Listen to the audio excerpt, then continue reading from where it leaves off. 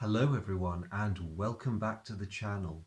Today I'm going to show you a game that is one of my favourite air combat games, but while I love it for the way it portrays a particular campaign, in this case the RAF's nighttime bombing of Germany from 1943 onwards, I would hesitate to call it a simulation, and I'll go into the reasons for that in a bit. But for those of you who have never seen this, I'm very happy to introduce Duel in the Dark by Friedemann de Pedro and published by, I think, both Pilot and Z-Man Games. There's been at least one other edition of this game since. I think it was a reprint by a different company. But essentially, this is a strategic game for two players, obviously one British and the other German. And the object of the game is to win by scoring points. It's very grand strategic. There's very little actual treatment of combat, although there's little wrinkles in the game that will please people who are interested in this period, especially in terms of the tactics and the technology. So it's effectively a hidden movement game for the British at any rate, because the German player will have his ground defences laid out, he'll have his squadrons distributed in preparation for the British attack. While the German is sitting there planning their defences and organising that side of it, the British player will be marshalling their forces. They really have a bomber stream represented by a single aircraft piece. But they will be secretly programming their route into German territory using movement cards. And of course, once the British player pre-programs their route, generally speaking, they're locked into it. They have to follow the plan. That's a bit of a disadvantage, but the use of the cards means that the German player has no idea quite where the British are heading until they actually commit to a target. So there's lots of opportunity for shenanigans and foolery and just you have to be a good mind reader to be good at this game. So that's the basics of the game, the real basics. It's not a complicated game by any means. And I must say, one of the things I love about it is the aesthetic. Whoever did the graphics for this game really loves their aircraft. And if I just flip the box round, you get a sense of what the map and components like, more beautiful pictures. So that's a section of the map. You've got the British Isles here, and you've got the, I think it's really, that's occupied France down there, of course the German coastlines over there. You can see the British bomber formation, there's clouds, there's little ground defence pieces. So there's a lot going on. There's the British movement cards, which that's their face down side. I mean, this gives you a fairly good idea of what you get in the game, but let's have a close look at the components, because they are really quite stunning, and part of these exercises are all about the fun of taking the box lid off and looking at what's inside. So what I'm about to show you is just a quick pour through. There were a few expansions made for this game, and some of them were very bitty. They came in little packets that you could just buy for a few pounds at the time. So what I did was I incorporated them into the main game box. The only other expansion that merited its own box was Duel in the Dark Baby Blitz, and this covered the final German aerial offensive on Britain, which took place in 1944. So Baby Blitz basically extends the map and gives you more units. And effectively, with Baby Blitz, if you play the full whack, you can do two versions of the same campaign. You can have the British player bombing his targets in Germany while trying to fend off these late war German incursions, including doodlebugs. The Germans can throw doodlebugs in. But in return, the British get an extra bomber stream, diversionary raids, and even more alarmingly for the German player, more of those dratted mosquitoes to do ground suppression and pathfinding missions. Good stuff. But before I get too far ahead of myself, there's the rule book.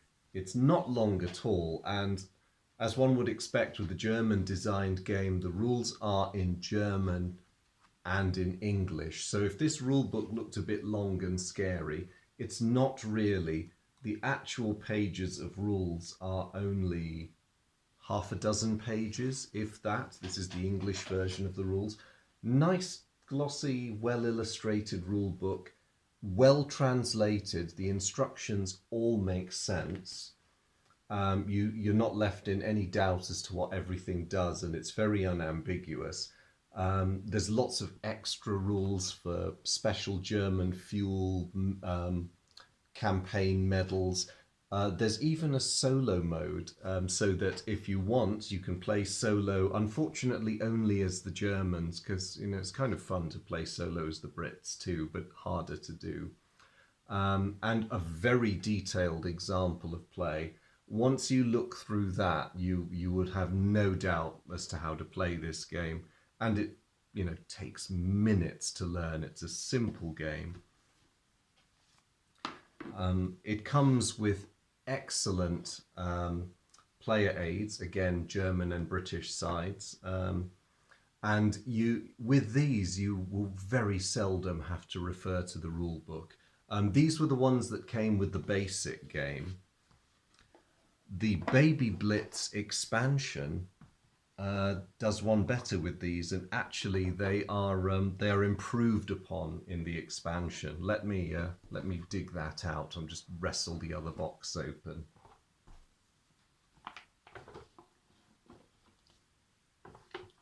Because the nice thing about Baby Blitz is it doesn't just include player aid cards, nice thick card stock. Unique to that expansion, they amalgamated all the rules into this lovely two-sider. And basically, although this looks like there's a ton of information there, all you have to do to understand this card is that's the aircraft whose turn it is. That's what they might run into by way of ground defenses or hostile fighters. And those are other conditions such as weather, moonlight, whether it's summer or not, other specific defenses, altitude. You just cross-reference all of these situations to see what your combat modifier is. And that's all it is. You're really just looking for one specific figure, or maybe more than one. And there are other basic things for what might occur to you. What might occur to your aircraft, happen to your aircraft, if you happen to run into other types of defenses in very specific circumstances. Once you play with these once or twice, it all makes sense. So what about the map? The map for this beastie is enormous. Here it is. And it's very nice thick card as well. So what I'm going to have to do to give you a sense of its size is see if I can unfold it without knocking my camera over. Do you think I can do it? I think I can do it. Let's be careful. Oh dear Lord. Here it comes. Here it comes. So there we go, boys and girls. That is the map for Duel in the Dark, and as you can see, it is huge. And it also, for those who are interested, has a really interesting historical background on the back, with details of both the British bombers, their capabilities, what ordnance they carried, and the German ground defences. You can see me peeking through the join, can't you? Anyway, I'm going to put this down before I do either myself or it or the camera an injury. But you can see what a marvellous, marvellous big playing surface this is, with lots of detail. So there's airfields. I really like that the target cities are graced with their emblems. So if I just prop it up here, you can see Berlin has the crest with the black bear. Lübeck, Hamburg. Oh, I'm going to try and fit all this in. It is a beautiful, beautiful map. It's a thing of, it's just a wonderful creation. You can tell a lot of love went into this game. I love it when they look good as well as play good. And talking about aesthetics, the components continue to be awe-inspiring. The box interior is laid out like a German civil bunker. And it's great because the space is very well thought out, so there's room for your German ground defense tokens. These are double-sided, by the way, so when you're allocating your defenses, you can choose.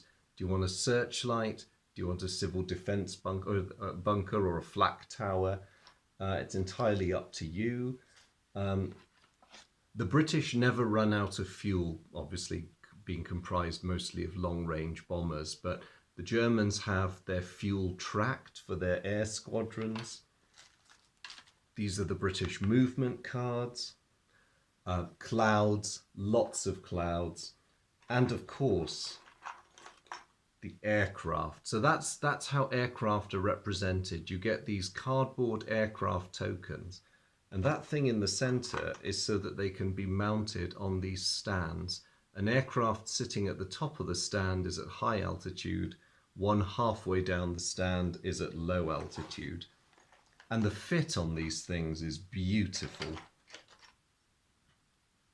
So if I fit one of the British bomber streams onto it, there we go. Bomber formation at high altitude. Come on. Some are a bit stiffer than others, but there we go. Bomber formation at low altitude. Very, very simple and elegant way of blending in a tactically important factor without worrying a player about, how many thousand feet you are above each other, or any of that stuff. So that's a quick glance at the basic components. I'm just going to mention one more thing before I wrap this up. The third major expansion, most of the mini expansions gave you extra anti-aircraft defenses for the Germans or nifty little things for the British. But having said at the beginning of this video that this covers the war this campaign from 1943 onwards, one of my favourite expansions was this one, Duel in the Dark, Early Nights. Didn't come with its own box. I mean, this is I saved the top of the packet because I really love the artwork. And one of my favourite bombers, the Vickers Wellington, the Wimpy. So with this, you can wind the clock back to 1940 and you can take the Wellington out for a spin. It's marvellous. So the game, of course, is scaled back in that instance. So you're still following the same game procedures. You're plotting your route over the map of Germany and occupied France. You're picking your targets, you're bombing them.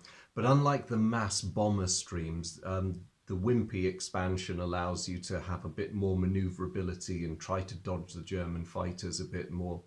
The German defences, of course, are scaled back a little bit because it's 1940. So they have very primitive radar. They don't have nearly as many anti-aircraft guns or searchlights, and they only have about half the number of interceptor squadrons. So I mean, the downside, of course, when you're flying the Wellington in the early days, and there it is, you don't have any of these nifty people escorting you.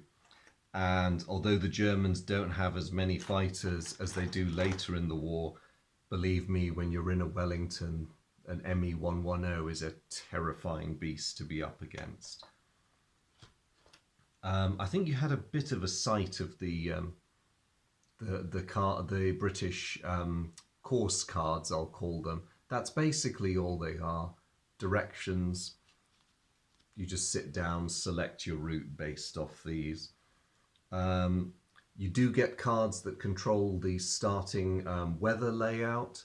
That's the start of the British formation in the British Isles, and that's the weather over Germany. Significantly, the German player has to arrange their forces before the weather is determined, so that can be a bit of a hamper for the Germans. They have to try and think ahead, particularly in terms of where ground fog might be in relation to their airfields. Is there anything in these lovely boxes I haven't shown you yet? Yes, this is the map from Baby Blitz. So you can see by adding it on, a lot of Britain becomes an available target for the Germans, and it joins nicely onto the main Duel in the Dark map. And of course, on the other side, it has all this brilliant detail about what was involved in both the offense and the defense during the Baby Blitz offensive. So there we go. I hope that's given you a sense of what the components are like, and I've hopefully given you some idea of what the game is like. Certainly a very simple, straightforward representation of the air war. I will flesh out a lot of these details because the next video will be a partial playthrough, just a couple of turns to show you how the game works. But I hope that if you've never come across this game before, I hope it's piqued your interest.